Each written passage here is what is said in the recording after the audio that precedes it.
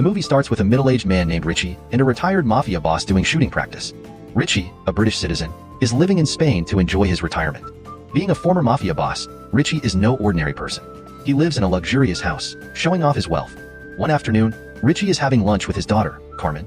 He tells her that he misses his older brother, Charlie, who lives in England. The scene then switches to Charlie, who is talking about Ritchie with his friends. He gets a phone call from Ritchie in Spain. They talk on the phone and express how much they miss each other. After the call, Charlie goes back to his friends. At the same time, a woman named Lizzie, who is Ritchie's friend, approaches Charlie.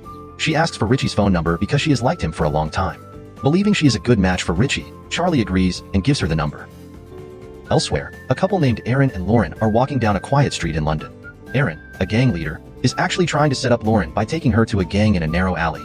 There, she is harassed, and they even record it. One of the gang members, Dean, tries to stop them, but Aaron holds him back until Charlie arrives, having heard the noise behind the bar. Charlie sees the gang harassing Lauren and tells her to leave while scolding the gang. They insult Charlie, and he hits one of them. Aaron gets angry and orders his gang to kill Charlie.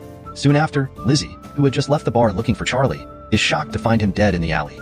That night, Lizzie reports the incident to two detectives, Susan Taylor and John. Unfortunately, they cannot arrest Aaron and his gang due to a lack of evidence. Lizzie didn't see the incident directly and only saw the gang leaving the alley where Charlie was found dead. She then informs Ritchie about Charlie's death. Hearing this, Ritchie is devastated and plans to return to England. The scene continues with police detectives Susan and John confronting Aaron and his gang, threatening to arrest and jail them if they are found guilty of killing Charlie. Aaron denies the accusations and leaves. After the detectives are gone, Aaron tells his friends to silence Lauren, who witnessed the attack. Dean secretly goes to Lauren's house and warns her that Aaron is coming to threaten her. He advises her to stay inside for her safety. Later, Aaron and some gang members arrive at Lauren's house. Through the mail slot, Aaron forces her to stay silent about Charlie's death and threatens to kill her and her mother if she talks to the police. Meanwhile, Ritchie arrives in England and meets with Roy, one of his men. Ritchie then visits Lizzie to ask about Charlie's death. Lizzie says she didn't see the incident, but believes the killers were gangsters who often cause trouble in London. Ritchie and Roy then go to the crime scene where Charlie was killed. They meet Susan and John, who are investigating the case. Susan, knowing Ritchie's past as a respected mafia leader, asks him to let the police handle the case. Ritchie agrees in front of them but has no intention of leaving his brother's death to the police. That night at the bar, Lizzie tells Ritchie she found a video of Aaron and his gang harassing Lauren. She believes the video is connected to Charlie's death. Since Lizzie knows Lauren, she gives Ritchie the address of Lauren's workplace. Ritchie then asks Lauren about the events leading to his brother's death. Feeling grateful to Charlie, Lauren tells him everything in a quiet spot near her workplace. She reveals that Aaron's gang is responsible for Charlie's murder. However, DK, a girl from Aaron's gang, secretly sees them and hears what Lauren says about Charlie. DK goes back to the gang and informs Aaron that Lauren told a man named Ritchie about the incident. Aaron, thinking Ritchie is just an ordinary middle-aged man, remains unconcerned.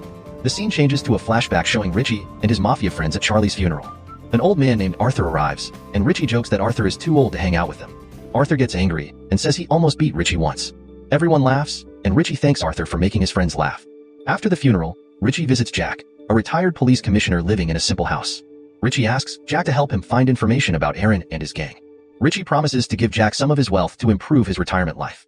A few days later, Jack provides information about some gang members but has no details about Aaron, the leader. With this information, Ritchie and his friends kidnap two gang members, Leroy and Ed.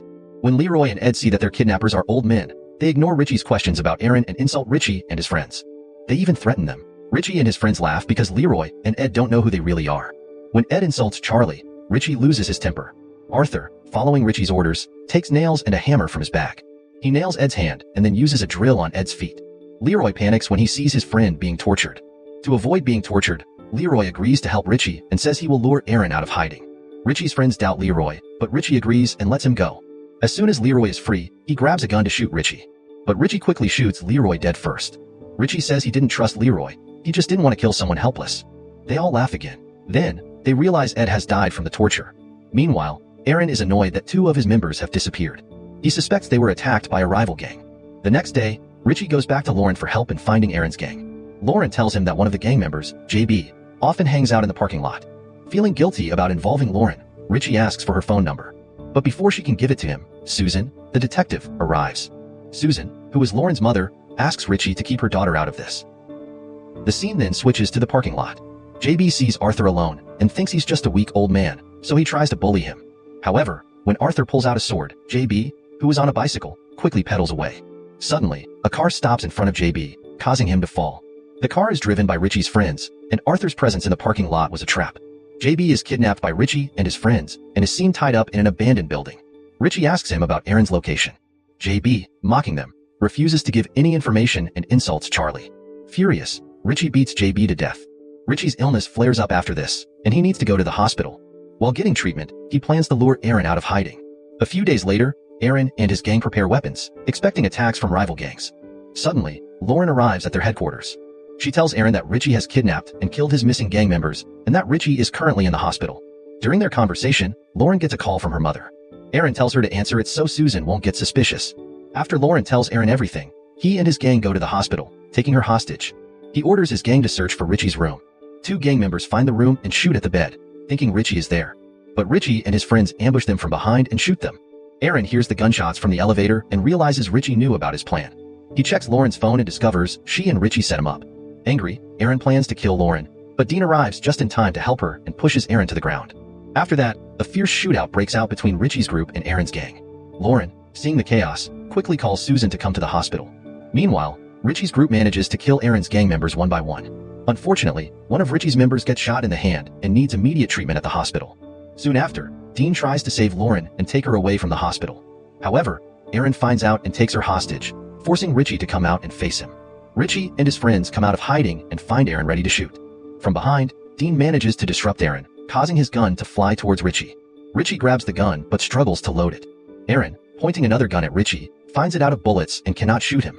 At that moment, Susan and several police officers arrive and shoot Aaron, considering him a threat to Ritchie.